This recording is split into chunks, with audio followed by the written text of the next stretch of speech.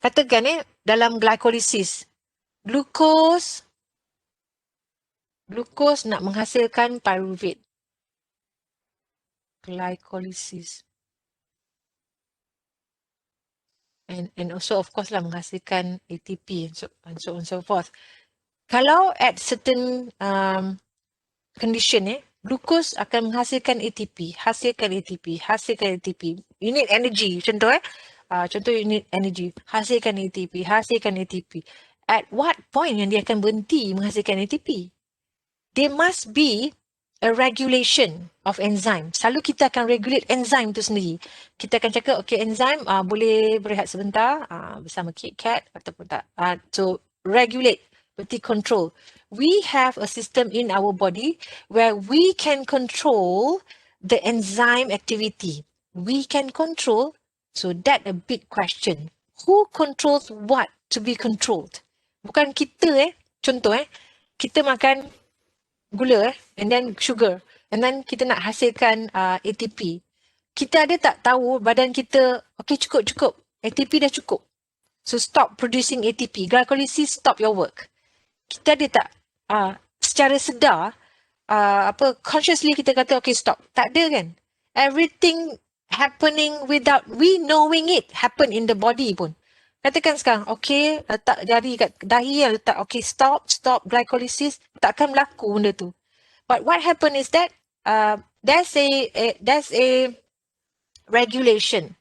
Regulations means apa? Dalam badan, kalau benda ni banyak, produk tu dah banyak, produk akan inhibit balik enzyme. The product yang kita hasilkan tu will inhibit balik enzyme so that the process will not happen. So we don't control that. There's a power beyond us that makes things happen, which is our creator. Kita punya pencipta tu. Saya berharap bila kita belajar biology tu, belajar konsep biology ni, it will bring you closer to your creator, to our creator.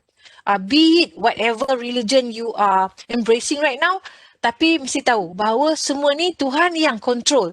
Tuhan yang ciptakan kita. God creates this amazing things for us.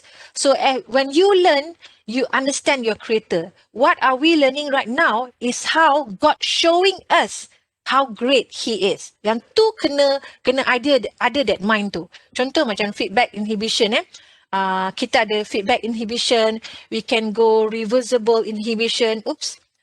Reversible inhibition.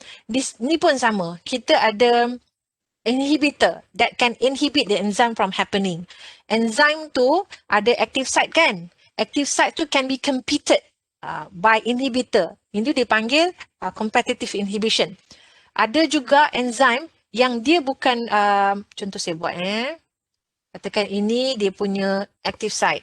So for competitive inhibition, active site ini adalah untuk substrate. Tapi ada lagi yang lain yang boleh compete tempat yang sama. That is known as competitive inhibition.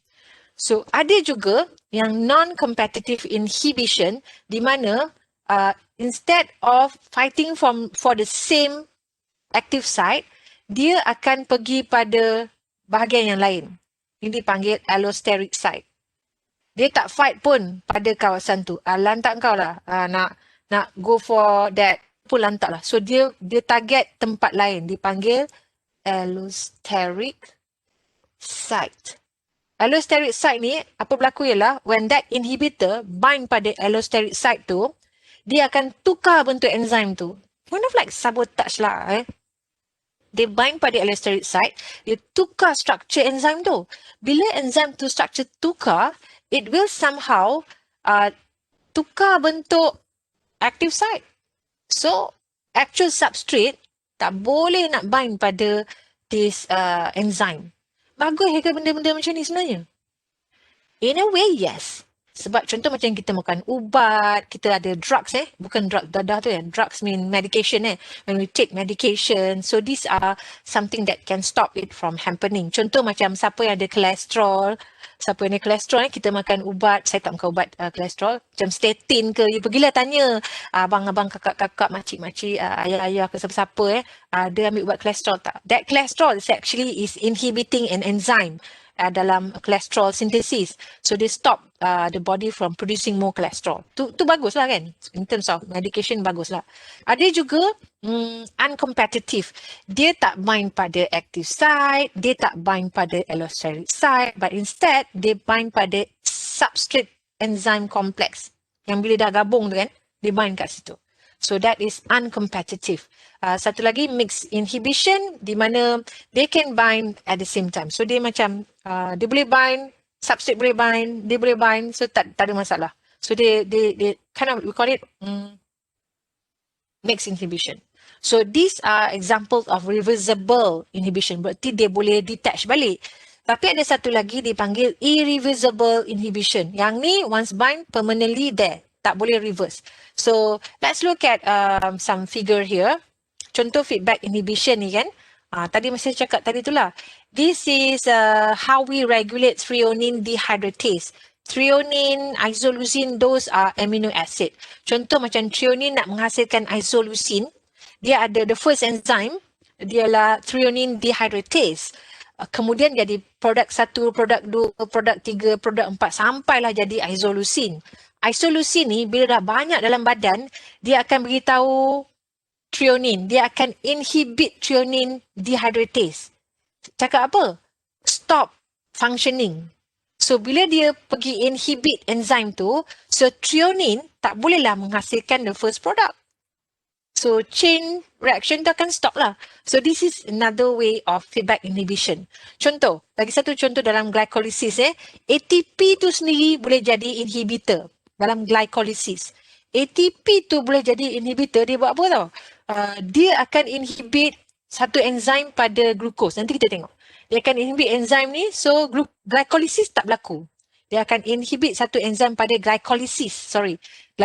So bila ATP banyak, dia akan inhibit this enzyme. So tak adalah production of ATP. Kalau tidak, memang menghasilkan ATP je dah kita kerja ya. Okay. Ni some reversible inhibition punya structure. You can view on that one. For irreversible inhibition. Contohnya jelas kat sini pada insecticide lah. Takkan kita nak create insecticide yang reversible. Sejak dia inhibit, itu tak elok balik. Tak ada kan? Dia mesti kalau kita nak bunuh nyamuk ke, memang mati keras nyamuk kat situ. Kalau you tengok for insects macam mana dia nafas dalam melalui liang spiracle kan. So the muscle akan sort of like contraction. Masa dia akan bergerak so that exoskeleton tu bergerak so dia boleh bernafas. So for insecticide ni, dia akan attack enzyme acetylcholinesterase.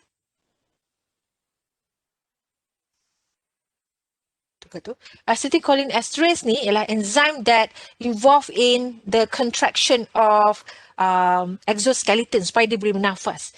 Kalau enzyme tu kita inhibit,